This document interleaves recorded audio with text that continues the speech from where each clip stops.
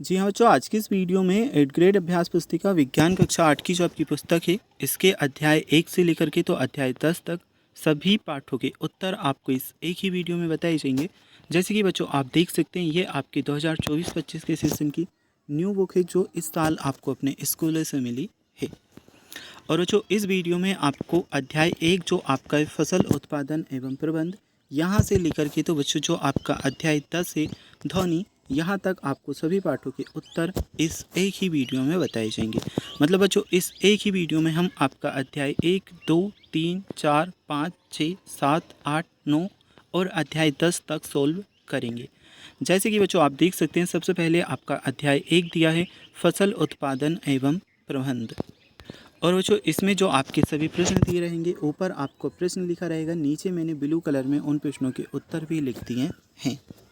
ऐसे ही करके बच्चों जो आपका अध्याय 10 है ध्वनि, यहाँ तक हम आपको सभी प्रश्न और सभी प्रश्नों के उत्तर इस एक ही वीडियो में बता देंगे। तो चलिए जो अब बिना देर किए अध्याय 1 से हम आपका सोल्व करना स्टार्ट करते हैं। अध्याय 1 का नाम है फसल उत्पादन एवं प्रबंध। सबसे पहले बच्चों आपको इस टाइप से कुछ बॉक्स दिए हैं, इनमें आप क्या क्या लिखोगे। हल, कृषि में उपयोग आने वाले उपकरणों को छाट करके लिखना है। तो हल, ट्रैक्टर, कुदाली और सीड्रिल कृषि में काम आते हैं। यदि कोई और उपकरण आपने देखे हो तो यहाँ पर हमें लिखना है। तो जो हंसिया देखा है, फावड़ा देखा है, कल्टीवेटर और हार्वेस्टर, ये आप लिख लोगे, ठीक है।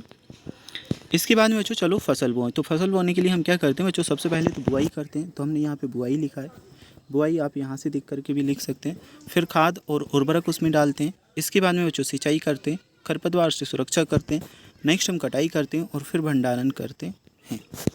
तो चलिए बच्चों ये हमारा कंप्लीट हुआ। इसके बाद में हम सही विकल्प देखेंगे। सही विकल्प के आगे हमें सही का निशान लगाना है। क्वेश्चन नंबर 1 में हमें दिया है गेहूं, चना तथा मटर की फसल उगाने की समय अवधि है। ऑप्शन में हमें ABCD 4 ऑप्शन दिए हैं और जो इस वाली क्वेश्चन में हमारा जो भी ऑप्शन है अक्टूबर से मार्च तक, ये सही उत्तर है। नेक्स्ट बच्चों, पहली जल की कमी वाले क्षेत्र में रहती है, सिंचाई के लिए उसे कौन सी विधि का उपयोग करना चाहिए जिससे जल कम लगे और व्यर्थ ना हो।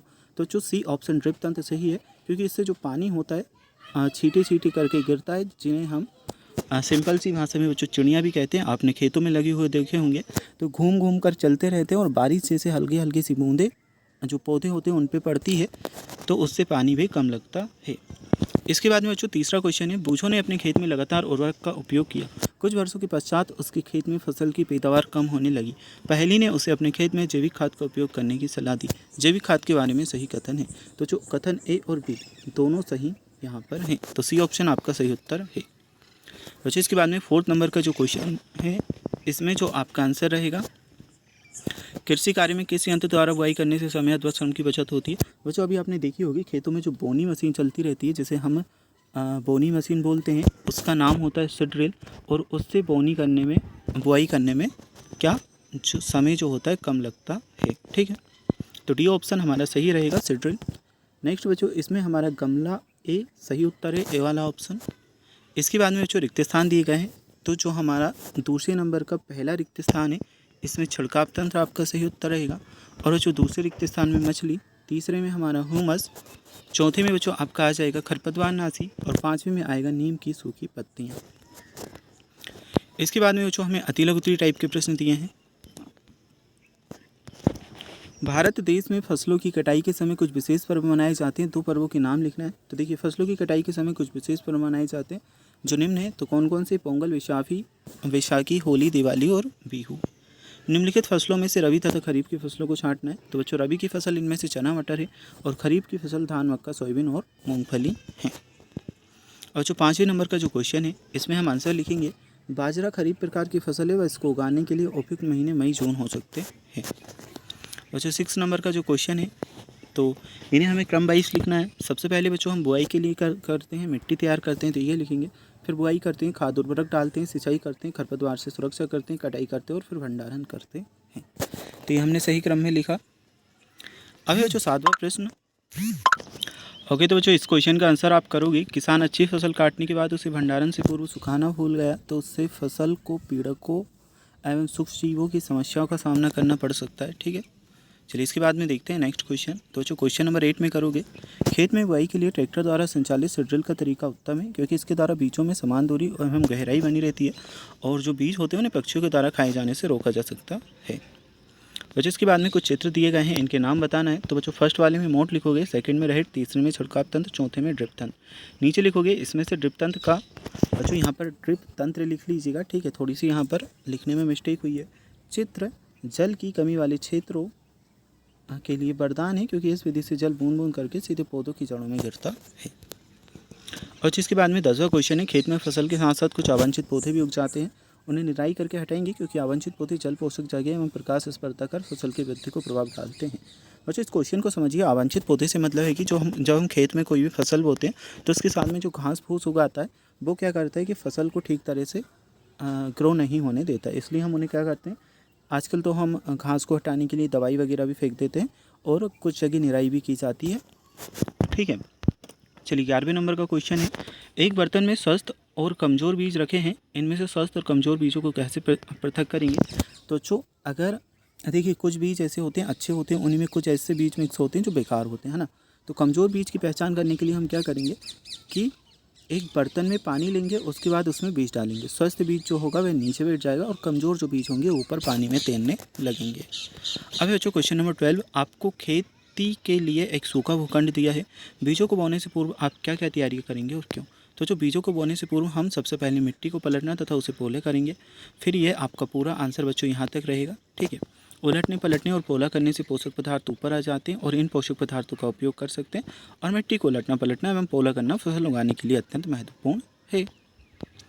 बच्चों दीर्घवृत्तीय टाइप का प्रश्न पूछा है, कुछ हमें यहाँ पर सेंटेंसेस देखने को मिल जाएंगे। चलिए इन्हें देखते हैं। इसके बाद में क्वेश्चन पूछा गया है, उपरोक्त बातचीत के आधार पर प्रश्नों के उत्तर हमें देना है। उर्वरक में कौन से पादप पोषक तत्व प्रचुरता में पाए जाते हैं।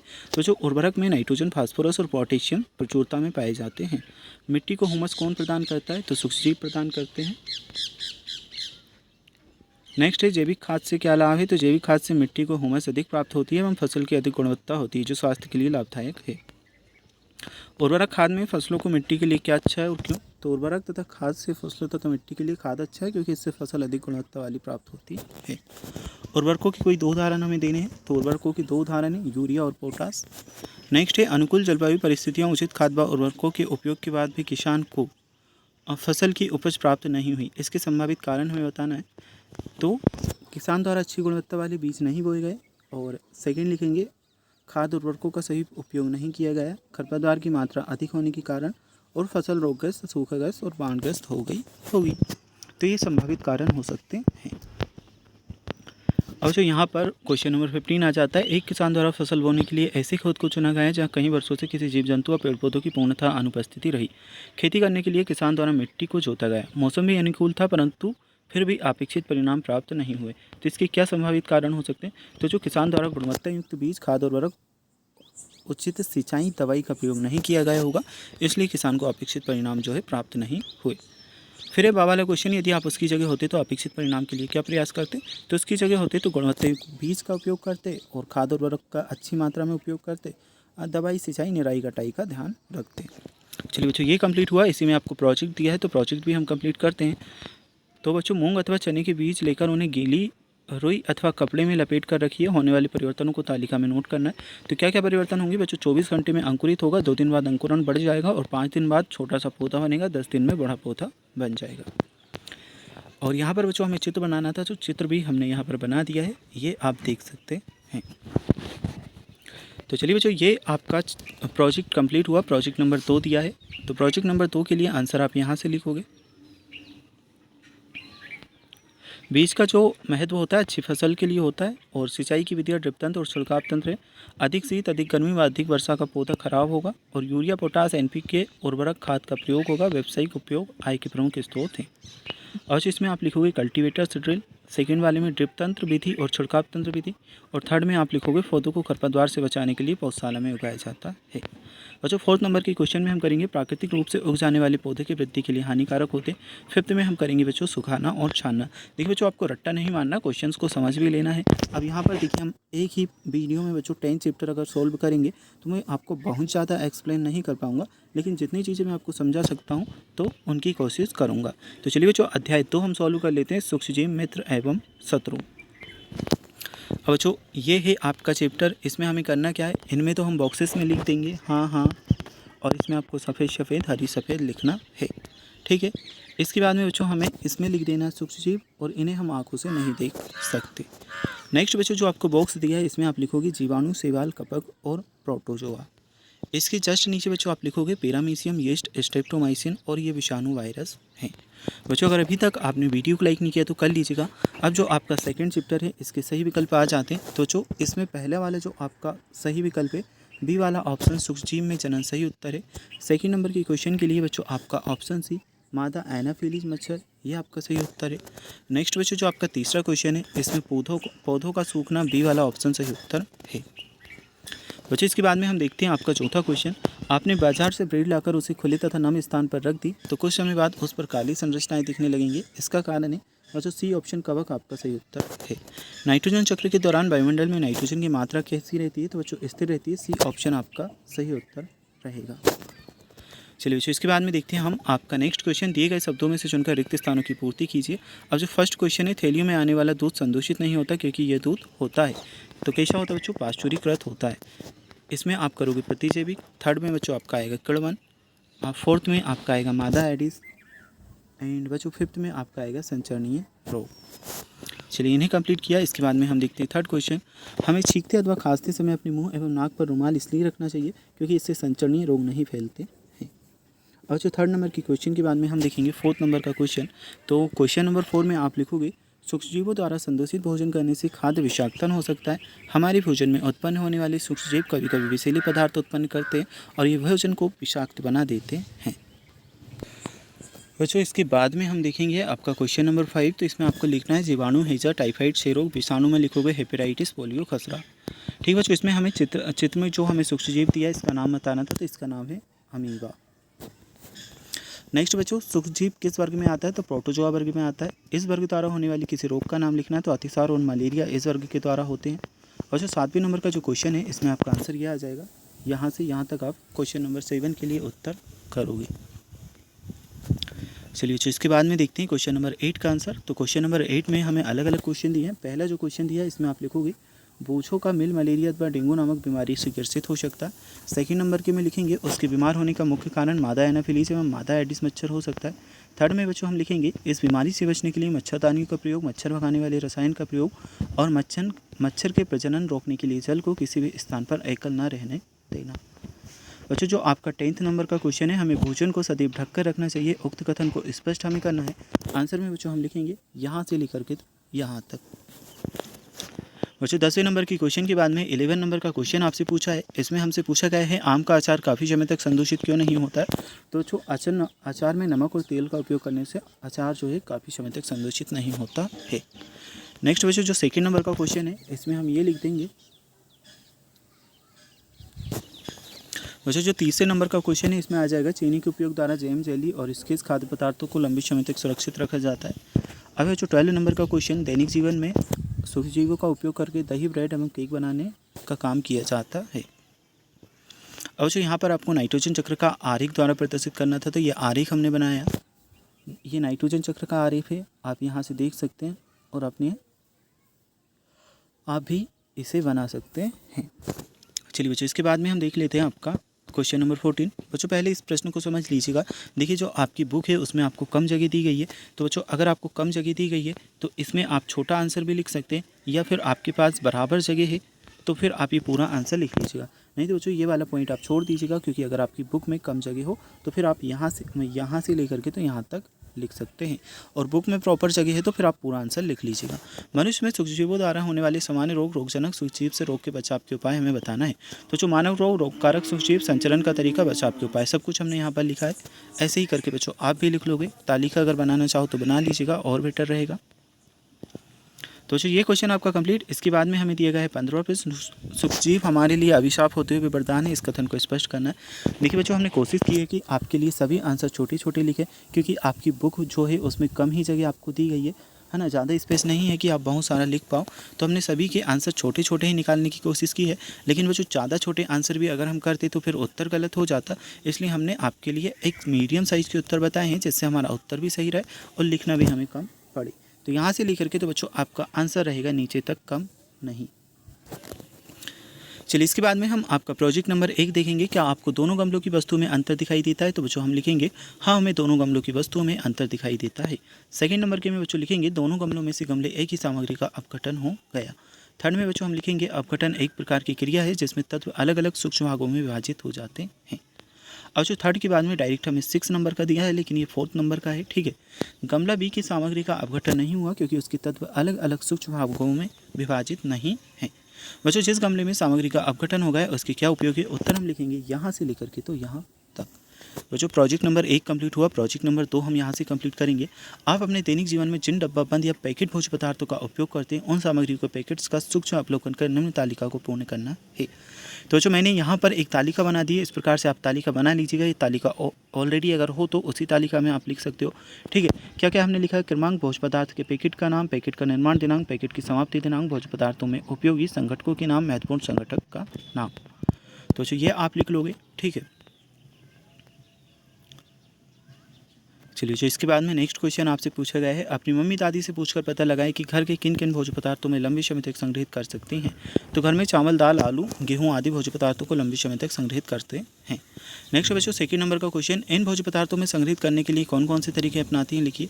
तो ये हम लिख देंगे, नमी रहित डिब्बों में रखते हैं और धूप में सुखाते हैं। और जो थर्ड क्वेश्चन, भोज्य सामग्री के अलावा भी घर में कोई ऐसी वस्तुएं भी हैं जिनको सुरक्षित रखने के लिए कोई उपाय किए जा सकते हैं? यदि हाँ तो सूचीबद्ध कीजिए। तो प्याज, पापड़, दाल, बड़ी, आलू, लहसुन आदि। ठीक है, चलिए बच्चों अध्याय 2 तक कंप्लीट हुआ। अध्याय 3 आपका आ जाता है कोयला एवं पेट्रोलियम। इसे हम सॉल्व करते हैं।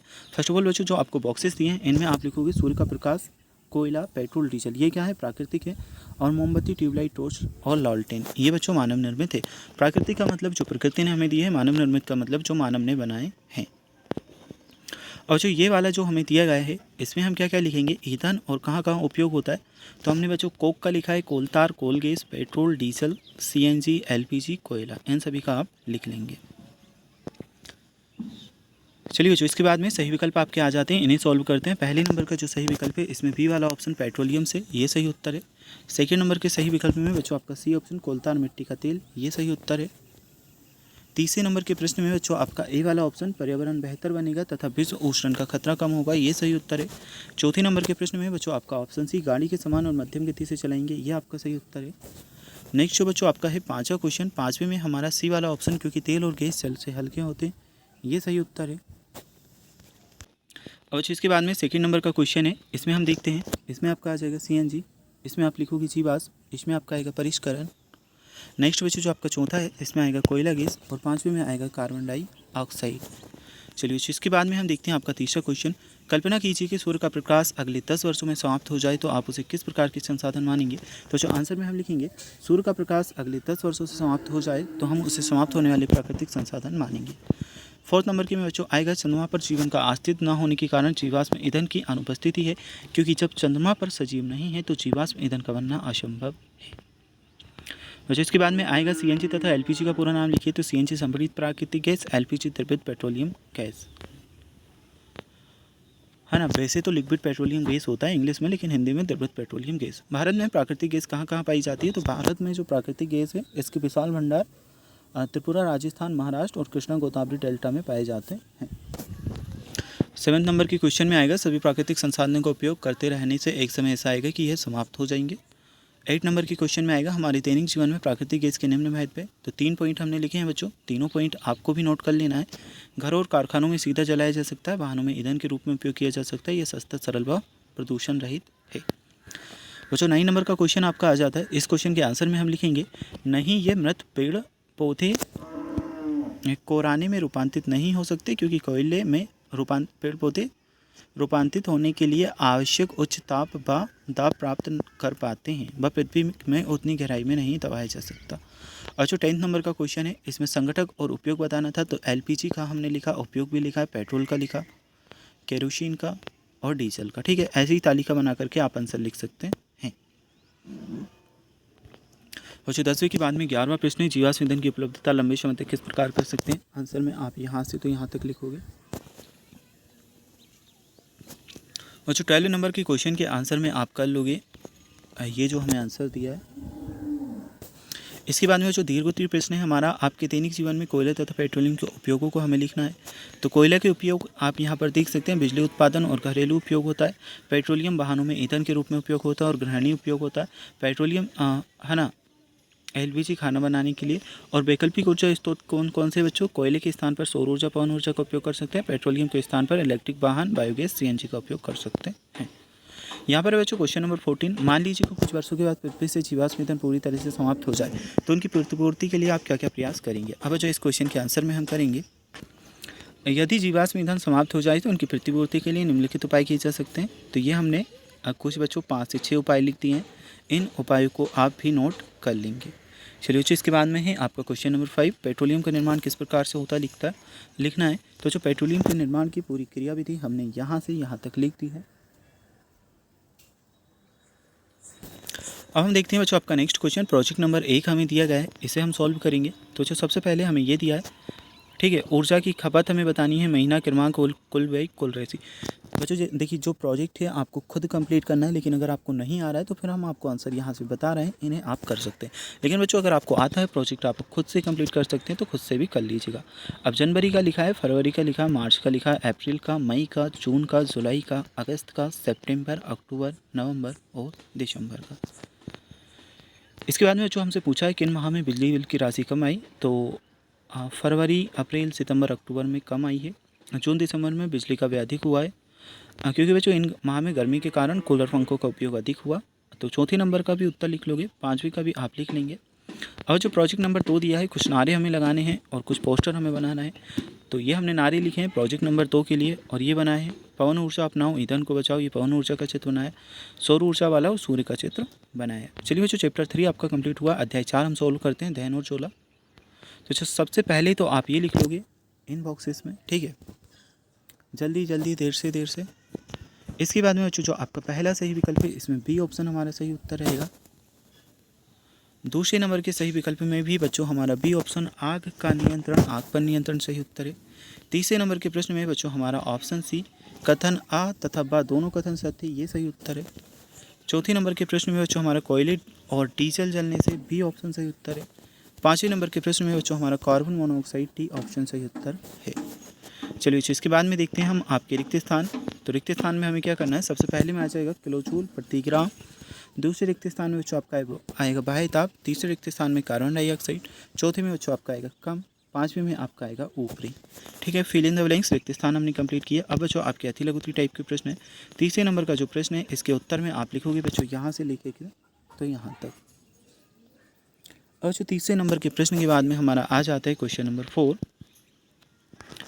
तो उत्तर आप लिखोगे यहाँ से यहाँ तक। अब जो चौथे नंबर के प्रश्न के बाद में हम आपका देखते हैं 5वें नंबर का प्रश्न। तो 5वें नंबर के प्रश्न के उत्तर में यहाँ से यहाँ तक लिख लेंगे। अब छठे नंबर के प्रश्न का उत्तर आप लिखोगे यहाँ से लेकर के तो यहाँ तक। और बच्चों इसके बाद में 7वें नंबर के प्रश्न के उत्तर में हम लिखेंगे यहाँ से तो यहाँ तक। फिर जो बच्चों 8वें नंबर का प्रश्न है, 8वें नंबर के प्रश्न का उत्तर आपका ये है। बच्चों चैनल को सब्सक्राइब जरूर से कर लीजिएगा। ये है आपका क्वेश्चन नंबर 9। क्वेश्चन नंबर 9 में आप आंसर लिखोगे यहाँ से तो यहाँ तक। बच्चों 9 नंबर के क्वेश्चन के बाद में हम देखेंगे आपका क्वेश्चन नंबर 10। तो क्वेश्चन नंबर 10 के आंसर में हम लिखेंगे यहाँ से यहाँ तक। और जो 10वें नंबर के क्वेश्चन के बाद में हम 11वें नंबर का प्रश्न देखते हैं। 11वें नंबर के प्रश्न के उत्तर में आप उत्तर करोगे ये। बच्चों 11 नंबर के क्वेश्चन के बाद में 12 नंबर का क्वेश्चन है। तो क्वेश्चन नंबर 12 का आंसर आपका ये है। अच्छा 12 नंबर की क्वेश्चन के बाद में हम देखते हैं आपका क्वेश्चन नंबर 13। दीर्घोत्तरीय प्रश्न है, कारण स्पष्ट करना है। जो आ वाला क्वेश्चन दिया है इसका उत्तर आप देख लीजिए। ठीक है, इसके बाद में जो बच्चों हमें बा वाला प्रश्न दिया है, कुछ ज्वलनशील पदार्थों का जलाना दूसरे ज्वलनशील पदार्थों को जलाने की तुलना में कठिन होता है, क्यों? तो ये उत्तर आएगा बच्चों। चलिए इसके बाद देखते हैं हम 14वां क्वेश्चन। तो बच्चों आंसर में आपका ये आ जाएगा। नेक्स्ट बच्चों जो आपका बा वाला प्रश्न है 14वें का, इसमें आंसर लिखोगे यहाँ से यहाँ तक। इसके बाद में बच्चों जो 15वां प्रश्न है, 15वें नंबर के प्रश्न के उत्तर में आप यहाँ से तो यहाँ तक कर लेंगे। और सेकंड नंबर का जो प्रश्न है इसी में बच्चों तो प्रोजेक्ट हमें दिया है, चलिए प्रोजेक्ट सॉल्व कर लेते हैं। तो बच्चों इसमें 3 लीटर लिखोगे, इसमें 12 लीटर, इसमें 14.5 लीटर, इसमें 58 लीटर, ठीक है। फिर बच्चों इसमें हमें लिखना है 109 यहाँ पर लिख लीजिएगा, 381.5 रुपये यहाँ पर लिखोगे। यहाँ पे बच्चों आपको 90 रुपये और 1305 रुपये तीसरे में लिख लेना है। चौथे नंबर के प्रश्न में बच्चों आपको ये उत्तर कर लेना है यहाँ से यहाँ तक। चलिए इसके बाद हम देख लेते हैं आपका प्रोजेक्ट नंबर 2। तो प्रोजेक्ट नंबर 2 में बच्चों आप ये लिखोगे, ये हमने प्रोजेक्ट नंबर 2 का आंसर लिख दिया है, ठीक है। तो ये आपको यहाँ तक आंसर कर लेना है। और जो आपका इसी में बा वाला प्रश्न है इसका उत्तर आप देख लीजिए, तो ये आप उत्तर लिख लोगे, ठीक है। चलिए बच्चों इसके बाद में हम देख लेते हैं आपका अध्याय 5 पौधे एवं जंतुओं का संरक्षण। इसे अब हम सॉल्व करेंगे। तो बच्चों सबसे पहले जो आपको ये दिया है जंतु, वृक्ष, झाड़ियाँ, सूक्ष्मजीव, और ये इसमें ये आपको लिख लेना है। अब बच्चों यहाँ पर आपके आ जाते हैं सही विकल्प। सबसे पहले में आपका सी वाला ऑप्शन, वायु में CO2 की मात्रा बढ़ जाएगी, ये सही उत्तर है। सेकंड नंबर में बच्चों आपका डी ऑप्शन, संकटापन्न स्पीसीज, ये सही उत्तर है। तीसरे नंबर के में बच्चों आपका डी ऑप्शन, ए और बी, ये सही उत्तर है। चौथे नंबर के प्रश्न में बच्चों आपका ए वाला ऑप्शन सही उत्तर रहेगा। और पाँचवें नंबर के प्रश्न में बच्चों आपका ऑप्शन डी, यहाँ जानवरों को पकड़ना और उनका शिकार करना सख्त प्रतिबंधित है, ये सही उत्तर है। अब बच्चों जो आपको प्रश्न दिए गए हैं इनमें हम क्या करेंगे, तो इसमें तो बच्चों जैव मंडल आरक्षित क्षेत्र आपका आ जाएगा, इसमें वनोन्मूलन आप लिखोगे। तीसरे में बच्चों रेड डाटा पुस्तक, चौथे में आंसर आएगा वनस्पति जात, पाँचवें में पेड़ों। देखिए बच्चों ये उत्तर हमने यहाँ पे लिखाने का था, लेकिन हमने यहाँ पर लिख दिया क्योंकि वहाँ जगह कम थी, तो आप वनस्पति जात यहाँ लिख लीजिएगा, ठीक है। वन्यजीव अभ्यारण्य तथा राष्ट्रीय उद्यान क्यों बनाए जाने चाहिए, तो ये उत्तर लिखा है तीसरे नंबर के प्रश्न का, यहाँ से देख करके आप कर लोगे। इसके बाद में जो चौथा प्रश्न है इसके उत्तर में आप करोगे, संरक्षित क्षेत्र न होने पर वन्यजीवों की कई प्रजातियां विलुप्त हो सकती है, जिससे पारिस्थितिकी तंत्र में असंतुलन हो जाएगा। इसके बाद में जो आपका पांचवा क्वेश्चन है, बड़े जंतुओं की अपेक्षा छोटे प्राणियों के विलुप्त होने की संभावना कहीं अधिक क्यों है, तो चलिए इसका उत्तर मैं आपको बताता हूँ। तो जो ये आप इस प्रश्न के उत्तर में कर लेंगे, उत्तर आपको यहाँ से लेकर के तो यहाँ तक कर लेना है, ठीक है। तो इस क्वेश्चन के आंसर को आप यहाँ से लिख लोगे। चलिए अब देखते हैं प्रश्न क्रमांक 6 आपका आ जाता है, चिड़ियाघर और वन्यजीव अभ्यारण्य में कोई दो अंतर बताना है, तो ये है बच्चों आपका अंतर, ठीक है। तो यहाँ से आप 6 नंबर के क्वेश्चन के आंसर लिखोगे। 7वें नंबर के प्रश्न का उत्तर देख लेते हैं। तो 7वें नंबर के प्रश्न के उत्तर में बच्चों आप ये लिखोगे, पौधे लगाकर वृक्षारोपण अभियानों में भाग लेकर प्लास्टिक का कम उपयोग करके कचरे का सही निपटान करके हरियाली बढ़ाने में मदद कर सकते हैं। अब जो लघुत्तरी टाइप का प्रश्न है, क्या मानव जाति भी जीव जंतु के लिए खतरा बन जाती है, तो ये आप उत्तर लिख लोगे। 8वें नंबर के प्रश्न में बच्चों 8वें नंबर के क्वेश्चन के बाद में हम देखते हैं आपका प्रश्न क्रमांक 9। तो प्रश्न क्रमांक 9 के उत्तर में आपका ये आएगा, ठीक है। उत्तर आप ये यहाँ तक करेंगे। चलिए बच्चों इसके बाद में देख लेते हैं पर्यावरण पर प्रभाव हमें बताना है, तो ये आप उत्तर लिखोगे यहाँ से तो यहाँ तक।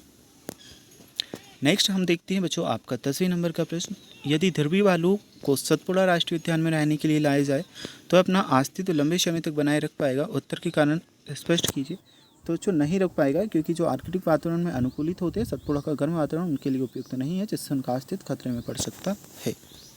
और जो 11वें नंबर के प्रश्न के उत्तर में हम लिखेंगे, ये पक्षी प्रवासी पक्षी कहलाते हैं। इसी का जो बी वाला क्वेश्चन है इसमें हम लिखेंगे, बेभोजन मौसम और प्रजनन के लिए अनुकूल परिस्थितियों की तलाश में यात्रा करते हैं। इसी का बच्चा जो हमारा सी वाला क्वेश्चन है, यदि पक्षियों के उदाहरण दीजिए, तो उदाहरण होगा साइबेरियन क्रेन, फ्लेमिंगो, प्रवासी पक्षी हैं। जो आपका क्वेश्चन नंबर 12 है, क्वेश्चन नंबर 12 के आंसर में आप लिखोगे, इसका कारण है कि वन्य जीवों के लिए आरक्षित क्षेत्रों में बाघों में सुरक्षित आवास, पर्याप्त भोजन और शिकार के लिए उपयुक्त परिस्थितियाँ मिलती हैं।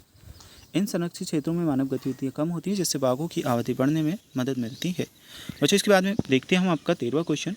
13वें क्वेश्चन का पहला जो हमारा क्वेश्चन है, यदि हरे पेड़ पौधे सूख जाएं तो क्या होगा। हरे पेड़ पौधे समाप्त होने से शाकाहारी जीवों के लिए भोजन की कमी हो जाएगी, जिससे उनकी आबादी घटेगी और यह पूरे पारिस्थितिकी तंत्र में असंतुलन पैदा करेगा। और जो हमारा सेकंड क्वेश्चन है, यदि मांसाहारी जंतुओं की संख्या में वृद्धि हो जाए तो क्या होगा। मांसाहारी जीवों की संख्या में बढ़ने पर शाकाहारी जीवों का शिकार बढ़ जाएगा, जिससे शाकाहारी जीवों की संख्या घटेगी और पारिस्थितिकी तंत्र असंतुलित हो जाएगा। बच्चों तीसरे नंबर के क्वेश्चन को हम देखते हैं। तो इसमें आप लिखोगे, शाकाहारी जीवों को समाप्त होने के लिए मांसाहारी जीवों के लिए भोजन में कमी हो जाएगी, इससे उनकी संख्या घट जाएगी और पारिस्थितिकी संतुलन बिगड़ जाएगा। बच्चों इसके बाद में चौथा नंबर का जो क्वेश्चन है, परितंत्र में सूक्ष्मजीवों का क्या महत्व है, उत्तर आप यहाँ से कर लोगे।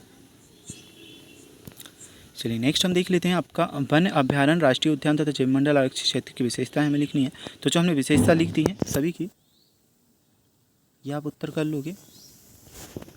अपने जिले, प्रदेश एवं देश में जो राष्ट्रीय उद्यान, वन्य जंतु अभ्यारण्य, जैवमंडल आरक्षित क्षेत्र हैं, इनकी तालिका बनानी है।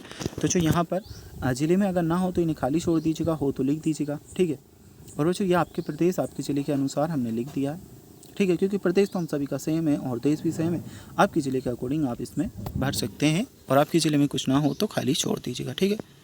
चलिए इसके बाद में 15वें नंबर के प्रश्न में हम लिखेंगे, यदि 1 टन कागज़ के लिए 17 वृक्ष काटे जाते हैं तो 4 टन कागज़ के लिए 68 वृक्ष काटने होंगे। विद्यालय को प्रतिवर्ष 68 पौधे लगाने होंगे। इसके बाद में बच्चों जो सेकंड क्वेश्चन पूछा है, यदि विद्यालय 50% कागज़ पुनः चक्रण करता है तो 4 टन की बजाय 2 टन कागज़ की आवश्यकता होगी। इस स्थिति में 34 पौधे प्रतिवर्ष लगाने होंगे। बच्चों जो तीसरा क्वेश्चन है, विद्यालय कागज़ की बचत के लिए कौन कौन से विकल्प अपना सकता है, तो कागज़ की बचत के लिए विद्यालय निम्नलिखित विकल्प अपना सकता है। दोनों तरफ के कागज़ का उपयोग करना, डिजिटल नोट्स और असाइनमेंट का प्रयोग, पुनर्चक्रण केंद्र स्थापित करना। बच्चों प्रोजेक्ट नंबर 1 हम देखेंगे, अपने क्षेत्र के विशेष क्षेत्रीय पौधों एवं जंतु की सूची बनाइए। तो अपने क्षेत्र के विशेष क्षेत्रीय पौधे जंतु पीपल, नीम, बबूल और जंतु में भारतीय मोर, नीलगाय, तेंदुआ। अब बच्चों बा वाला क्वेश्चन आ जाएगा, तो इसमें आप लिखोगे, ये सभी लिख लीजिएगा, ठीक है बच्चों। कान्हा मध्य प्रदेश में, बाघ बारहसिंगा और फोटोग्राफ पेपर की कटिंग वगैरह भी आप लगा सकते हैं। वन्य जंतु अभ्यारण्य का हमने किया है, जैवमंडल आरक्षित क्षेत्र का किया है। इसके बाद में बच्चों प्रोजेक्ट नंबर 2 का आंसर आप देख सकते हैं। आ वाला जो प्रश्न पूछा है इसमें लिखोगे, वृक्षों की अत्यधिक कटाई के कारण शहरीकरण, कृषि विस्तार, उद्योग और कारखानों की स्थापना, लकड़ी और ईंधन की बढ़ती मांग, अवैध कटाई। बा वाले क्वेश्चन में आ जाएगा, वनों की कटाई से पर्यावरण पर प्रभाव, जलवायु में परिवर्तन होता है, वायु और मृदा प्रदूषण, वन्य जीवों का आवास नष्ट होता है, जैव विविधता की कमी, बाढ़ और सूखे की घटनाओं में वृद्धि होती है। तो बच्चों चैप्टर नंबर 5 कंप्लीट। यहाँ से अध्याय 6 जंतुओं में जनन आपका आ जाता है। चलिए इसे सॉल्व करते हैं। फर्स्ट ऑफ ऑल बच्चों हमें सजीव और निर्जीव चीज़ें बतानी है। अब सजीव में आप लिखोगे, देखिए बच्चों यहाँ पर हुआ क्या है, सजीव तो आपके हैं पेड़, कोयल, मनुष्य और मुर्गी। निर्जीव क्या है, लकड़ी, कुर्सी, टेबल, पेन, खिड़की, ठीक है। अब जो इनमें हमें टिक करना था तो क्या करोगे, आप सजीव वाले कॉलम में ही टिक कर देंगे सब में। और बच्चों इसमें हमें बताना था तो शिशु बच्चे लिख लीजिएगा, ये अंडा, अंडा, शिशु बच्चे और अंडे, ठीक है। इसके बाद में बच्चों हमें सही विकल्प पर सही का निशान लगाना है। पहले नंबर के क्वेश्चन में बच्चों आप सी वाले ऑप्शन केवल कथन 3, ये आपका सही उत्तर है। सेकेंड नंबर के क्वेश्चन में बच्चों गाय, कुत्ता, बिल्ली, ए वाले ऑप्शन पर सही टिक करोगे। तीसरे नंबर के प्रश्न में बच्चों सी ऑप्शन कथन 1 व 3, इस वाले पे टिक करोगे। चौथे नंबर का प्रश्न में बच्चों आपका बी ऑप्शन मेंढक सही उत्तर है। पाँचवें नंबर के प्रश्न में बच्चों आपका सी ऑप्शन मादा के शरीर में, ये सही उत्तर है। नेक्स्ट हम देखते हैं बच्चों, नीचे दिए गए शब्दों का चयन कर रिक्त स्थानों की पूर्ति हमें करनी है। पहले नंबर का जो क्वेश्चन है इसमें आपका आएगा लैंगिक, सेकेंड नंबर के में अमीबा, तीसरे में जरायुज, चौथे में बच्चों हमारा आ जाएगा निषेचन और पाँचवें में हमारा आएगा मेंढक। इसके बाद में बच्चों अति लघु टी टाइप के प्रश्न है। भ्रूण का निरंतर विकास कहाँ होता है, तो गर्भाशय में होता है बच्चों। उत्तर में आप लिख लोगे गर्भाशय। नेक्स्ट हम देखते हैं बच्चों चौथे नंबर का क्वेश्चन। नीचे बॉक्स में कुछ जीवों के नाम दिए गए हैं जिनमें से कुछ जरायुज है तथा कुछ अंडपृजक, ठीक है। अब बच्चों इसमें ये आप लिख लीजिएगा, चमगादड़ जरायुज है, मधुमक्खी अंडपृजक, मकड़ी अंडपृजक। पाँचवें नंबर का जो क्वेश्चन पूछा बच्चों, मेंढक के अंडों के ऊपर सुरक्षा के लिए कवच नहीं होते फिर भी वे पानी के भीतर सुरक्षित बने रहते हैं, ऐसा किस प्रकार से होता है। तो जो आंसर में आप ये लिखोगे, मेंढक के अंडों के चारों ओर एक जेलीनुमा आवरण होता है जो उन्हें पानी के भीतर सुरक्षा प्रदान करता है और उन्हें सूखने से बचाता है। बच्चों पाँचवें नंबर के क्वेश्चन के बाद में छठा प्रश्न देखते हैं, जनन क्या है, जंतुओं में जनन की कौन कौन सी विधियाँ होती हैं। आंसर आप यहाँ से देख लीजिएगा। अब बच्चों 6 नंबर के क्वेश्चन के बाद में हम देखते हैं आपका 7वां प्रश्न। अमीबा में द्विखंडन विधि द्वारा जनन होता है, यह विधि लैंगिक जनन है या अलैंगिक जनन, स्पष्ट करना है। तो द्विखंडन विधि द्वारा जनन अलैंगिक जनक होगा, जिसमें एक कोशिका 2 समान कोशिकाओं में विभाजित हो जाती है। और इसके बाद में है लघुत्री टाइप का प्रश्न। मछली तथा मेंढक एक साथ सैकड़ों अंडे देते हैं जबकि मुर्गी एक समय में एक ही अंडा देती है, क्यों। तो जो मछली और मेंढक के अंडों की सुरक्षा कम होती है और इनका बाहरी वातावरण जीवित रहना मुश्किल होता है, इसलिए वे अधिक संख्या में अंडे देते हैं ताकि कुछ अंडे जीवित रह सके, जबकि मुर्गी के अंडों की सुरक्षा बेहतर होती है और उनमें से अधिकतर अंडे सुरक्षित रहते हैं, इसलिए वे कम संख्या में अंडे देती हैं। अब जो ये 9वें नंबर के प्रश्न का उत्तर हम देखेंगे, यदि पृथ्वी पर रहने वाले सभी सजीवों में जनन की क्रिया समाप्त हो जाए तो पर्यावरण पर क्या प्रभाव होगा, ये उत्तर आप लिख लीजिएगा। ये होगा बच्चों आपका 10वें नंबर के प्रश्न, लैंगिक जनन तथा अलैंगिक जनन में उदाहरण सहित हमें बताना है। उत्तर आप यहाँ से देख करके नोट कर लोगे। बच्चों इसके बाद में 11वें नंबर का प्रश्न, मुर्गी और मेंढक दोनों ही अंडे देते हैं लेकिन दोनों में ही निषेचन की क्रिया अलग अलग होती है, क्यों समझाइए। तो मुर्गी और निषेचन आंतरिक होता है, यानी अंडाणु और शुक्राणु का मिलन मादा और शरीर के अंदर होता है। वहीं मेंढक में निषेचन बाहरी होता है, जहाँ अंडाणु और शुक्राणु का मिलन पानी में होता है। यह अंतर उनकी अपनी जीवन शैली और पर्यावरण के अनुसार होता है। बच्चों बताना है कायांतरण किसे कहते हैं। मेंढक में अंडे से प्रारंभ करके वयस्क बनने की अवस्थाओं को लिखना है। क्या मनुष्य भी कायांतरण की प्रक्रिया होती है, यदि नहीं तो क्यों। तो ये लिख लेंगे बच्चों हम।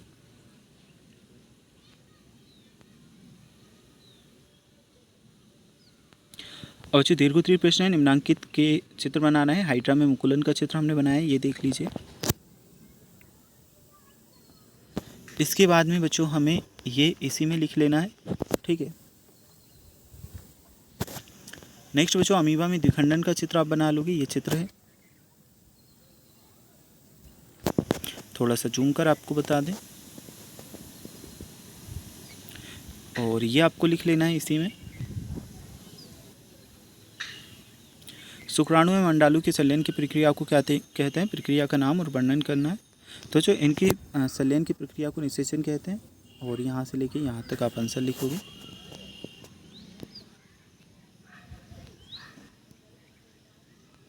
अब जो यहाँ पर अंतर बताना है, युग्मनज और गर्भ में। युग्मनज वह कोशिका जो शुक्राणु और अंडाणु के संलयन से बनती है, जबकि गर्भ युग्मनज के विकास का वह चरण है जब वह माता का गर्भाशय में वृद्धि करता है। और जो जरायु जंतु और अंडपरजक जंतु, तो ये हमने लिख दिया है। बच्चों ये कंप्लीट प्रोजेक्ट नंबर 1 आपका देख लेते हैं। तो ये हमने तालिका बनाई है, ये तालिका आपके प्रोजेक्ट में ऑलरेडी से दी है बच्चों। ऐसे ही आपको लिख लेना जैसे जैसे हमने लिखा। जंतु के नाम जरायु जंतु और अंडपरजक जंतु, ठीक है। गाय, मुर्गी, बिल्ली, सांप, कुत्ता, मगरमच्छ, हाथी, कबूतर, बकरी और शार्क। इसके बाद में बच्चों हाइड्रा में मुकुलन एवं अमीबा में द्विखंडन के चित्र को ड्राइंग शीट पर बनाकर कक्षा में प्रदर्शित करना। तो ये चित्र है आपके हाइड्रा में मुकुलन का, जो हमें अभी इससे पहले भी हमने बताया था। और ये है बच्चों आपका अमीबा में द्विखंडन का। चलिए प्रोजेक्ट नंबर 2 हम देख लेते हैं। तो बच्चों हमें बताना है दिवसों की संख्या, लगाई गई कलम में आए परिवर्तन। तो ये हमने लिख रखे हैं, यहाँ से देख करके आप भी नोट कर लेंगे। इसके बाद में बच्चों अध्याय 7 किशोरावस्था की ओर आ जाता है। चलिए इसे हम सॉल्व कर लेते हैं। तो बच्चों ये जो बॉक्सेस दिए हैं, इनमें आप लिखोगे किशोरावस्था 10 से 18 वर्ष में होती है, और ये जो परिवर्तन होते हुए हमने लिखे हैं। फिर बच्चों शिशुअवस्था 0 से 2 वर्ष के बीच होती है, परिवर्तन भी साथ में लिख रखे हैं। बाल्यावस्था 3 से 10 वर्ष की, और युवावस्था 18 के बाद, ठीक है। चलिए सही विकल्प के आगे सही का निशान लगाना है। करेंगे क्या, जीवन का ऐसा काल जिसमें आप ना तो बच्चे रहते और ना ही बड़े होते। तो जो ऐसी अवस्था को हम कहते हैं, ना तो बच्चे रहते ना बड़े होते, किशोर अवस्था। सी ऑप्शन बच्चों आपका सही उत्तर है। आपकी कक्षा में कोई मित्र शारीरिक रूप से दुर्बल है, तो आप उसे आहार में क्या खाने की सलाह देंगे। तो बच्चों रोटी, दाल और हरी सब्जियाँ खाने की सलाह देंगे। सी ऑप्शन सही उत्तर है। नेक्स्ट बच्चों पहले के दादाजी मधुमेह रोग से पीड़ित थे, तो डॉक्टर द्वारा इंसुलिन हार्मोन की कमी बताई गई। इंसुलिन का उत्पादन किस ग्रंथि से होता है, तो अग्न्याशयी ग्रंथि से होता है। सी ऑप्शन सही उत्तर है। चौथे नंबर के में बच्चों आपका उपरोक्त सभी डी ऑप्शन आ जाएगा। 5वें नंबर में संवेदनात्मक अपरिपक्वता आपका आंसर है। नीचे दिए गए शब्दों का चयन कर रिक्त स्थान भरना है। तो बच्चों पहले में तो आ जाएगा मधुमेह, दूसरे में हमारा आएगा हार्मोन, तीसरे में बच्चों किशोरावस्था, चौथे में हम लिखेंगे लौह प्रचुर, और 5वें में आपका लैंगिक हार्मोन। अब बच्चों अति लघुत्तरीय टाइप के प्रश्न हमें बताना है। तो किशोरावस्था में लड़कों में एंड्रोजन हार्मोन के स्वर यंत्र की ग्रंथियाँ विकसित होती है, जिससे उनकी आवाज़ गहरी हो जाती है। लड़कियों में यह बदलाव कम होता है, इसलिए उनकी आवाज़ उच्च रहती है। यदि व्यक्ति के आहार में पर्याप्त आयोडीन ना हो तो क्या होगा। आयोडीन की कमी के कारण व्यक्ति को घेंगा रोग हो सकता है, जिसमें थायराइड ग्रंथि सूज जाती है। इसके अलावा मानसिक विकलांगता और अन्य विकासीय समस्या भी हो सकती हैं। अब जो आपको 5वें प्रश्न है, किशोरावस्था में अधिकतर किशोरों के चेहरे पर फुंसी और मुहासे क्यों आ जाते हैं। तो ये आप 5वें नंबर के प्रश्न का उत्तर यहाँ से करेंगे। बच्चों इसके बाद में है आपका छठा क्वेश्चन, चिप्स और डिब्बाबंद खाद्य पदार्थों में ज़्यादा नमक, तेल और प्रिजर्वेटिव होते हैं, जो स्वास्थ्य के लिए हानिकारक होते हैं। इनसे पोषक तत्व नहीं मिलते, और नियमित सेवन से मोटापा और हृदय रोग जैसी समस्याएं हो सकती हैं। बच्चों इसमें रिक्त वृत्तों में भरना है हमें। तो बच्चों हमने इसमें लिखा है x, और इसमें लिखा है x, इसमें लिखा है y, ठीक है। इसके जस्ट नीचे बच्चों हम डबल x लिखेंगे, इधर XY लिखेंगे, इधर लड़का और इधर लड़की। अब बच्चों लघुत्तरीय टाइप के प्रश्न, चलिए इन्हें हम सॉल्व कर लेते हैं। अनुमान लगाइए कि बूझो ने अपना कौन सा जन्मदिन मना रहा था। तो बूझो अपना 12वां या 13वां जन्मदिन मना रहा था।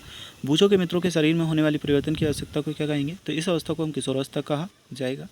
तीसरे नंबर का प्रश्न है, अनुमान लगाइए कि शरीर में होने वाली इन परिवर्तनों की अवधि को कब तक रहती है।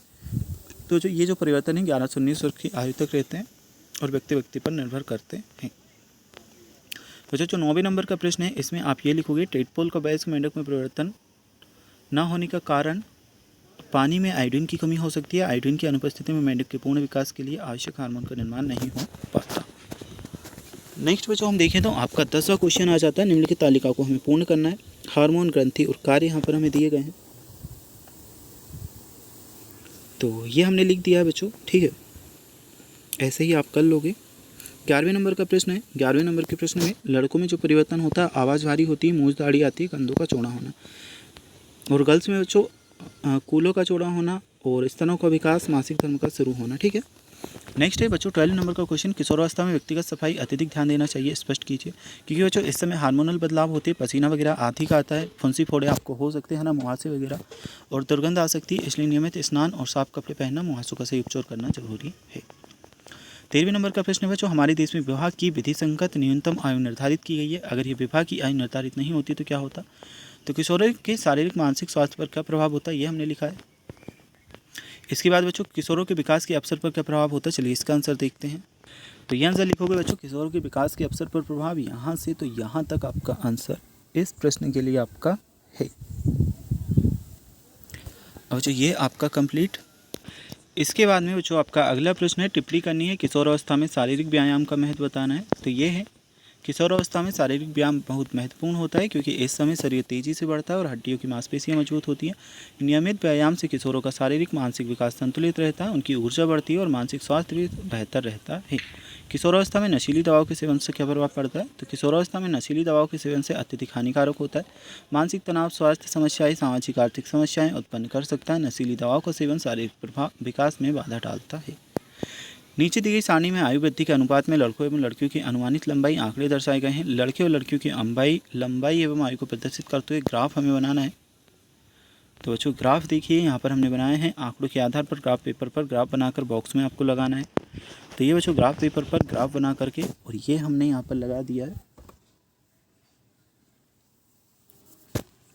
चलिए बच्चों इसके बाद में हम देख लेते हैं आपका अगला क्वेश्चन। इस ग्राफ से आप क्या निष्कर्ष निकाल सकते हैं? तो लड़कियों की लंबाई 12 से 16 और लड़कों की लंबाई 14 से 18 वर्ष में तेजी से बढ़ती है। किस आयु वर्ग के लड़कों लड़कियों की लंबाई समान है? तो 12 वर्ष की आयु में समान है। ठीक है बच्चों, यह आप ठीक से यहाँ से देख करके अच्छे से बनाओगे।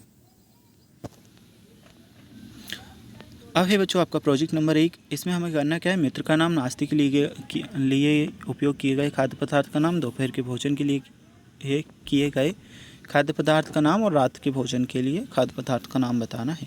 तो जो यहाँ पर हमने लिख दी है, आप अपने मित्र का करना चाहो तो कर लीजिएगा, नहीं तो देखिए हमने मित्र 1, मित्र 2, मित्र 3, मित्र 5, मित्र 5, यहाँ पर आपके मित्रों के नाम लिख दीजिएगा। और पोहा, दूध, रोटी, दाल, सब्जी, चावल, दाल, सलाद, यहाँ से लेके यहाँ तक हमने किया है। अब बच्चों यहाँ पर आ जाता है आपका नेक्स्ट क्वेश्चन, शरीर में समुचित वृद्धि के लिए उत्तरदायी खाद्य पदार्थ कौन से हैं? तो समुचित वृद्धि के लिए खाद्य पदार्थ पोहा, दूध, अंडा, रोटी, दाल, सब्जी, दही, पनीर, इडली, सांभर और फल शामिल हैं। उपरोक्त सारणी में कौन कौन से जंक फूड जिनका उपयोग आपके द्वारा आपके मित्रों द्वारा सेवन किया गया है? तो बच्चों यहाँ पर ब्रेड, बटर, सैंडविच आते हैं। खाद्य पदार्थ में पोषक तत्वों में कम और वसा, नमक और चीनी में अधिक होते हैं, शरीर के लिए हानिकारक होते हैं और इनका सेवन अधिक मात्रा में किया जाए तो हानिकारक होता है। प्रोजेक्ट नंबर 2 है बच्चों आपका। तो इसमें जो वाला क्वेश्चन पूछा है इसके लिए आंसर हम ये लिख लेंगे।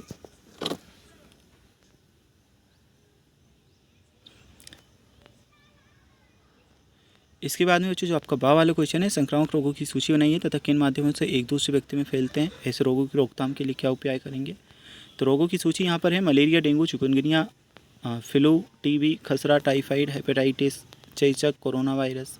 फैलने के माध्यम है बच्चों मच्छर, सांस, संक्रमित भोजन, पानी, रक्त, ठीक है। और रोकथाम के उपाय है मच्छरदानी का उपयोग, स्वच्छता, मास्क पहनना, टीकाकरण और सुरक्षित भोजन। चलिए बच्चों यहाँ से अध्याय 8 हम सॉल्व करते हैं, बल तथा दाब। तो इसे हम सॉल्व करेंगे बच्चों। इसमें जो सही विकल्प है, सबसे पहले जो सी वाला क्वेश्चन है, वायुमंडलीय ताप के कारण, मतलब पहले नंबर के क्वेश्चन में सी ऑप्शन वायुमंडलीय ताप के कारण सही उत्तर आएगा। ये वाला बच्चों आपका सही उत्तर है। नेक्स्ट सेकंड नंबर का जो क्वेश्चन है बच्चों, इसमें पानी की टंकी में, ए वाला ऑप्शन बच्चों आपका सही रहेगा, ठीक है। तो ए ऑप्शन आप इसमें सही लगाओगे। नेक्स्ट हम देख लेते हैं बच्चों, पहेली ने गुथे हुए आटे को दबाकर समतल चपाती का आकार दिया, यह परिवर्तन किस बल के कारण हुआ? तो पेशी बल के कारण हुआ। ए ऑप्शन आपका सही है। चौथे नंबर के प्रश्न में बच्चों आपका बी ऑप्शन सही रहेगा।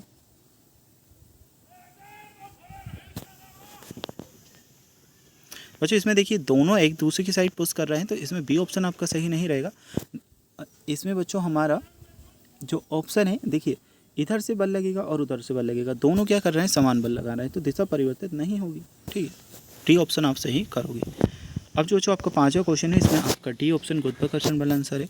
नेक्स्ट बच्चों जो हमारा सेकंड नंबर का पहला क्वेश्चन है, इसमें परिमाण आ जाएगा, और दूसरे का बच्चों हमने यहाँ पर लिख दिया वायुमंडलीय, तीसरे में असंपर्क, चौथे में पेशीय बल, पाँचवें में प्रतिकर्षित। लघुत्तरी टाइप का प्रश्न बच्चों ऐसे दो उदाहरण दीजिए जिनमें लगाए गए बल द्वारा वस्तु की आकृति में परिवर्तन हो जाए। तो गुथे हुए आटे को चपाती का आकार देना, मिट्टी को घड़े को आकार देना। चौथे नंबर के प्रश्न में लिखोगे बच्चों दाब वह बल है जो किसी पृष्ठ के प्रति इकाई क्षेत्रफल बल लगाया जाता है। सूत्र होगा दाब बराबर बल बटा क्षेत्रफल। पाँचवें नंबर के क्वेश्चन में बच्चों आएगा यह गुरुत्वाकर्षण बल का उदाहरण है। एक अन्य उदाहरण होगा पेड़ से फल का गिरना। छठे नंबर का क्वेश्चन है बच्चों संदूक की गति बढ़ाने के लिए दूसरी लड़की को भी उसे पूर्व दिशा में धकेलना चाहिए। सातवें नंबर के प्रश्न में बच्चों आप करोगे पहले नंबर का जो आपका है यह घर्षण बल के कारण हुआ। दूसरे में आएगा गेंद के रुकने में बल की दिशा गेंद के विपरीत दिशा में होगी। आठवें नंबर के प्रश्न में बच्चों आप करोगे कुली ने सिर पर कपड़ा सामान का वजन संतुलित करने के लिए सिर पर दाब को कम करने के लिए रखा। 19वें नंबर के प्रश्न में बच्चों लिखोगे मोटाई के कारण धंसने वाली क्षण पतली क्षण भी अधिक धंसेगी क्योंकि उस पर अधिक दाब पड़ेगा। बल लगाने पर किसी वस्तु का दाब में क्या परिवर्तन होगा? तो वस्तु की गति में परिवर्तन, आकृति में परिवर्तन और दिशा में परिवर्तन हो सकता है। 11वें नंबर के प्रश्न के उत्तर में आएगा दैनिक जीवन में गुरुत्वाकर्षण बल कार्य करता है जैसे वस्तु का गिरना, पानी का बहना, चलने पर संतुलन, पेड़ों से फलों का गिरना, उड़ते हुए पतंग का नीचे आना। 12 नंबर के क्वेश्चन में बच्चों आपको कुछ इस प्रकार से तालिका में लिख लेना। ठीक है, कौन सा बल लग रहा है? नींबू, भार, आटा, रस निकलना, हुक पर खिंचाव, आकृति में परिवर्तन, ये सभी आपका आ जाएगा। नेक्स्ट हम देखते हैं बच्चों कंधे पर लटकाने वाली थैलों में चौड़ी पट्टी क्यों लगाई जाती है? तो चौड़ी पट्टी से वजन अधिक क्षेत्रफल में फैलाकर दाब को कम करती है, इससे कंधों पर दबाव कम और बहुत सहना कम आसान होता है। किसी फूले हुए गुब्बारे में उंगली की अपेक्षा सुई से फोड़ना क्यों आसान होता है? क्योंकि उंगली के क्षेत्रफल अधिक होता है, इससे फोड़ना कठिन हो जाता है। 14वें नंबर के प्रश्न का उत्तर बच्चों आप यहाँ से करोगे। ठीक है, तो ये आपकी क्वेश्चन नंबर 14 का आपका उत्तर रहेगा। इसके बाद में बच्चों असंपर्क बल किसे कहते हैं यह हमें बताना है। तो वह बल जो बिना किसी प्रत्यक्ष संपर्क के वस्तु पर कार्य करता है असंपर्क बल कहलाता है। स्थिर वैद्युत बल का भी हमने लिखा है और इसी के साथ में बच्चों हमने गुरुत्वाकर्षण बल का भी लिखा है। ये चैप्टर कंप्लीट, प्रोजेक्ट हम इसका देख लेते हैं। तो प्रोजेक्ट में बच्चों आप क्या करोगे, जैसे जैसे हमने टिक किया सेम इसी प्रकार से आपको भी टिक कर लेना है।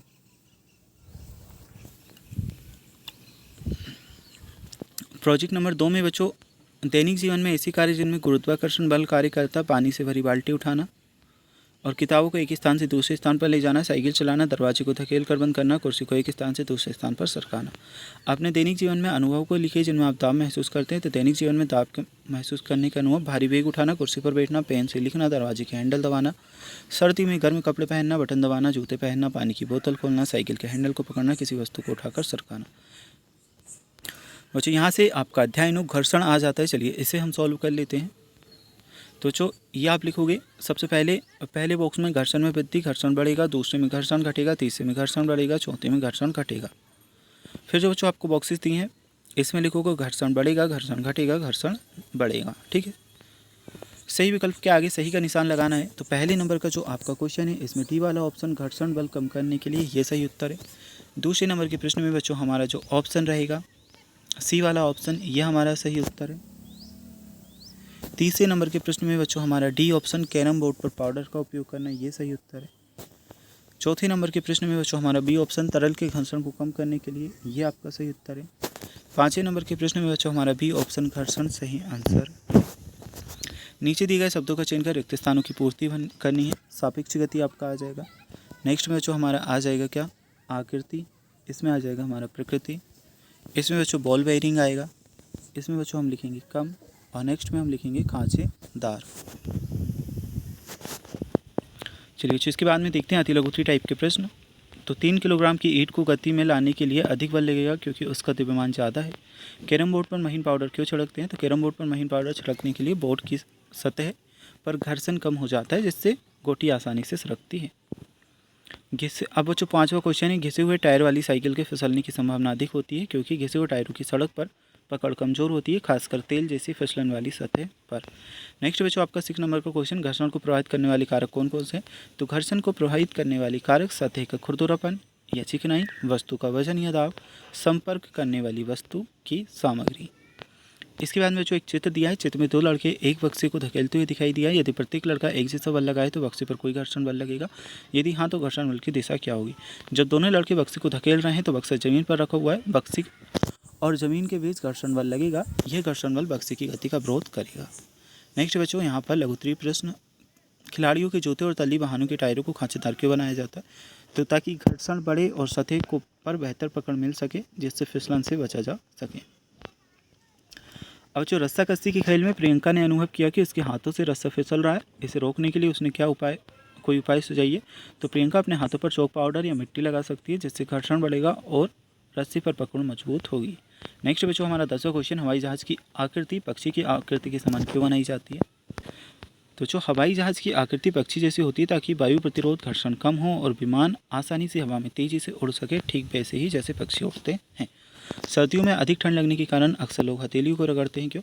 तो सर्दियों में ठंड के कारण हमारे शरीर का तापमान कम हो जाता है। जब हम हथेलियों को रगड़ते हैं तो इसके परिणाम स्वरूप घर्षण उत्पन्न होता है, जिससे गर्मी उत्पन्न होती है। ये गर्मी हमारी हथेलियों को गर्म करती है और ठंडा से राहत देती है। माचिस की तीली में एक विशेष रसायन होता है जो केवल तब सक्रिय होता है तब उसे किसी खुरदरी सतह पर रगड़ा जाता है। रगड़ने से घर्षण उत्पन्न होता है, जिससे तापमान बढ़ता है और रसायन में दहन की प्रतिक्रिया शुरू हो जाती है और आग लग जाती है। घर्षण हानिकारक है परंतु अनिवार्य भी है। इस वाक्य का उदाहरण सही समझाइए। घर्षण हानिकारक है क्योंकि यह ऊर्जा की हानि करता है और वस्तु को घिसता है, लेकिन यह अनिवार्य भी है। उदाहरण के लिए घर्षण से हमें चलने, गाड़ी चलाने और वस्तु को पकड़ने में मदद करता है। कारण हमें बताना है, कांच की गिलास तथा कुल्हड़ किसे पकड़ना रखना आसान होगा? क्यों? कुल्हड़ को पकड़ना आसान होगा क्योंकि इसकी सतह खुरदुरी होती है जो हाथ से अच्छी पकड़ प्रदान करती है। कांच के गिलास की चिकनी सतह के कारण उसे पकड़ना मुश्किल हो सकता है, खासकर अगर गिलास हो। अटैची तथा अन्य भारी सामानों पर रोलर पहिए लगे होते हैं। क्यों? अटैची और भारी सामान पर रोलर पहिए लगे होते हैं ताकि उन्हें आसानी से खिसकाया जा सके। रोलर घर्षण को कम करते हैं, जिससे भारी वस्तु को स्थानांतरित करना आसान हो जाता है।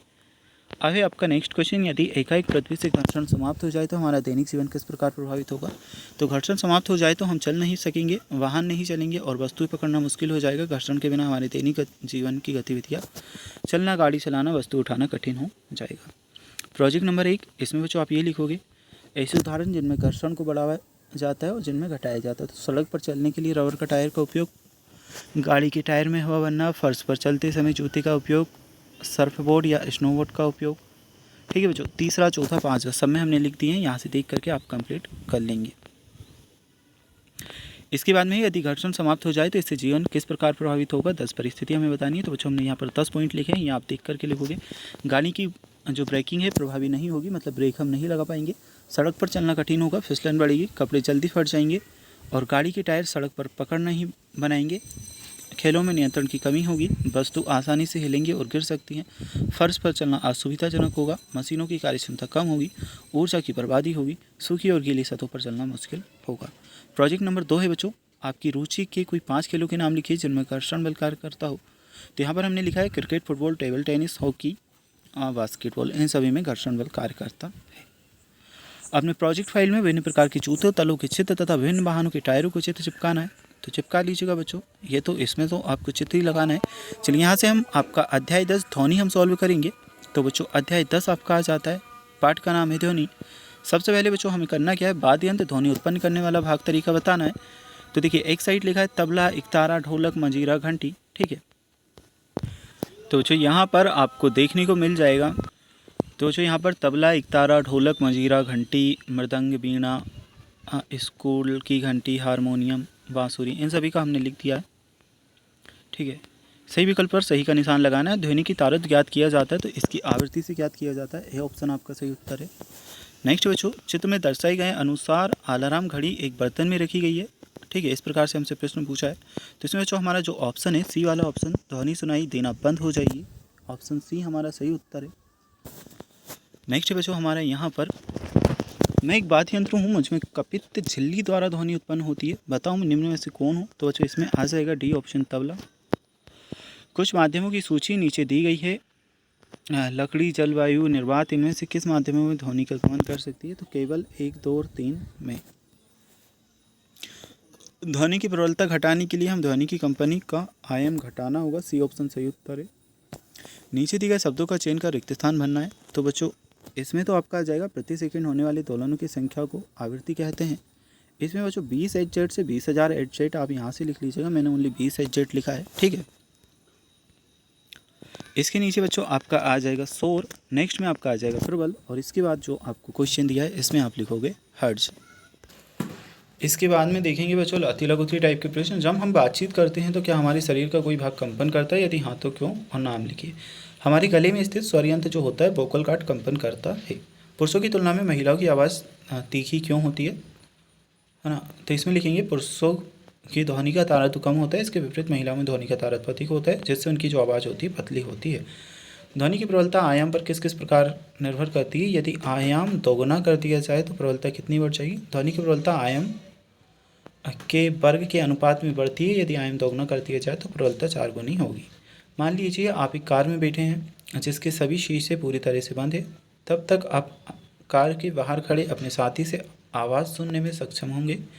अपने उत्तर को कारण बताना। नहीं, आप कार के बाहर खड़े अपने साथी की आवाज़ नहीं सुन पाएंगे क्योंकि शीशे बंद होने के कारण ध्वनि की तरंगें भीतर नहीं प्रवेश नहीं कर सकती। आवृत्ति किसे कहते हैं ये हमें बताना है। तो इसकी क्या इकाई है, किसी वस्तु के प्रति सेकंड में किए गए दोलनों की संख्या को आवृत्ति कहते हैं। इसकी जो इकाई है हर्ट्ज Hz है। अब ये जो आपका लघुत्तरी टाइप का प्रश्न, चलिए इसे सॉल्व कर लेते हैं। इसमें आपको एक चित्र देखने को मिल जाएगा, चित्र ए और बी। उपरोक्त दो चित्रों ए तथा बी में दिए गए चित्र में ए में कोई लड़का सीटी बजा रहा है तथा चित्र में कोई लड़का ढोल बजा रहा है। दोनों कार्यों में से अधिक तारत की ध्वनि किससे उत्पन्न होगी। तो सीटी और ढोल बजाने पर अधिक जो तारत की ध्वनि है वह सीटी उत्पन्न करेगी। दोनों ध्वनियों की तुलना शोर की दहाड़ तथा पक्षी की ध्वनि से, तो शेर और पक्षी में किसकी ध्वनि का तारतम्य अधिक होगा। तो पक्षी की जो ध्वनि है इसका तारतम्य अधिक होगा। शोर तथा संगीत में क्या अंतर है, क्या कोई शोर बन सकती है। तो शोर असंगत ध्वनि का मिश्रण होता है, जबकि संगीत सुरम्य ध्वनियों का संगठित रूप है। हाँ, यदि सुरम्य ध्वनि का स्तर बहुत अधिक हो जाए तो वह शोर में परिवर्तित हो सकती है, बन सकती है। हम जानते हैं कि ध्वनि, क्वेश्चन नंबर 10 है, हम जानते हैं कि ध्वनि उत्पन्न करने के लिए कंपन आवश्यक है। स्पष्ट कीजिए कि प्रत्येक कंपित वस्तु द्वारा उत्पन्न ध्वनि को हम क्यों नहीं सुन सकते। तो जो उत्तर करोगे, यदि कंपन की आवृत्ति बहुत कम या अधिक हो तो ध्वनि की श्रव्य सीमा से बाहर होती है और इसलिए हम उसे नहीं सुन सकते। श्रव्य तथा अपश्रव्य ध्वनियों में अंतर लिखना है। तो श्रव्य ध्वनि 20 Hz से 20,000 Hz की आवृत्ति वाली होती है, जिन्हें मानव कान सुन नहीं सकता। अश्रव्य ध्वनियाँ इस सीमा से बाहर होती हैं और हम उन्हें नहीं सुन सकते। आपने अपने घर में पाए जाने वाले कुछ ऐसे स्रोतों की सूची बनानी है जिनमें ध्वनि प्रदूषण उत्पन्न करते हैं। तो जो TV, mixer grinder, washing machine, traffic की आवाज़ें, लाउड स्पीकर, फ़ोन की रिंगटोन, ये सभी आ जाएगा। ध्वनि प्रदूषण किसे कहते हैं। लगातार ध्वनि प्रदूषित क्षेत्र में रहने से स्वास्थ्य पर हानिकारक प्रभाव पड़ेगा, लिखिए। तो अवांछित और हानिकारक ध्वनियों का अत्यधिक स्तर ध्वनि प्रदूषण कहलाता है। ये कानों और मानसिक स्वास्थ्य पर बुरा प्रभाव डाल सकता है, जिससे सिर दर्द, चिंता और सुनने की क्षमता में कमी जैसी समस्याएं हो सकती हैं। नेक्स्ट बच्चों, ध्वनि कैसे उत्पन्न होती है तथा यह कैसे हमारे कानों द्वारा सुनी जाती है, लिखना है। तो ध्वनि वस्तु के कंपन से उत्पन्न होती है। ये कंपन हवा के माध्यम से हमें ध्वनि तरंगों के रूप में हमारे कान तक पहुंचते हैं। कान के पर्दे से टकराकर ये ध्वनि तरंगें विद्युत संकेतों में बदल जाती है, जो मस्तिष्क द्वारा ध्वनि के रूप में पहचानी जाती हैं। नेक्स्ट है, एक दोलक 2 सेकंड में 20 बार दोलन करता है। एक आवर्तकाल तथा आवृत्ति ज्ञात करना है। तो आवर्तकाल होगा 20 सेकंड और बी 0.1 सेकंड, आवृत्ति होगी एक आवर्तकाल 0.1, तो 10 हर्ट्ज Hz। प्रोजेक्ट नंबर 1 है, कम से कम 5 प्रसिद्ध भारतीय संगीतज्ञों तथा उनके द्वारा बजाए जाने वाले वाद्य यंत्र की सूची बना दी है। तो वाद्य यंत्र का चित्र तो आप बना लीजिएगा, हमने यहाँ पर नाम लिख दिए हैं। पंडित हरिप्रसाद चौरसिया बांसुरी बजाते थे। उस्ताद जाकिर हुसैन तबला, पंडित रविशंकर सितार, उस्ताद अमजद अली खान सरोद और बिस्मिल्लाह खान सहराई। सालाघर मोहल्ले में अवलोकन कर ऐसे वाद्य यंत्र की सूची बनाइए जो आपने देखे हो। तो मृदंग, ड्रम, सिलाफन, छोटे ढोल, तबला, हारमोनियम, बाजा, सेलेस्ट, पियानो, ओला, पाइप, ऑर्गन, तुरही, बांसुरी। प्रोजेक्ट नंबर बच्चों 2 आ जाता है, इसे सॉल्व कर लेते हैं। तो प्रोजेक्ट नंबर 2 में हमें दिया है, अपने आसपास स्थित ऐसी वस्तु की सूची बनाई है जो ध्वनि प्रदूषण के लिए उत्तरदायी हो। तो बच्चों सबसे पहले ध्वनि प्रदूषण के लिए उत्तरदायी जो चीज़ें हैं उनमें आ जाएगा क्या क्या, गाड़ियों का हॉर्न और निर्माण कार्य, तेज संगीत, इसके बाद में लाउड स्पीकर, इंडस्ट्रियल मशीनें, एक और पूछा गया है, ध्वनि प्रदूषण को दर्शाता हुआ किसी एक पोस्टर का निर्माण कीजिए तथा ध्वनि प्रदूषण को कम करने हेतु तो स्लोगन नारे भी हमें लिखना है। तो बच्चों यहाँ पर तो नारे लिखें, शांत वातावरण, स्वस्थ जीवन, ध्वनि प्रदूषण से बनाएं दूरी, शोर कम करें, सुकून बढ़ाएं, ध्वनि प्रदूषण को दूर भगाएं। ठीक है बच्चों, ये आपका कंप्लीट हो चुका है लेसन 1 से लेकर लेसन 10 तक। तो बच्चों आपका चैप्टर 1 से लेकर चैप्टर 10 तक, पार्ट 1 से लेकर 10 तक, अध्याय 1 से लेकर 10 तक कंप्लीट हुआ। वीडियो को लाइक कर चैनल को सब्सक्राइब कर लीजिएगा। अगर आपको किसी और सब्जेक्ट के इसी तरह की वीडियोस देखना है तो बच्चों आपको लिंक डिस्क्रिप्शन बॉक्स में मिल जाएगी, उन लिंक पर क्लिक करके आप वह वीडियोस भी बच्चों देख सकते हैं।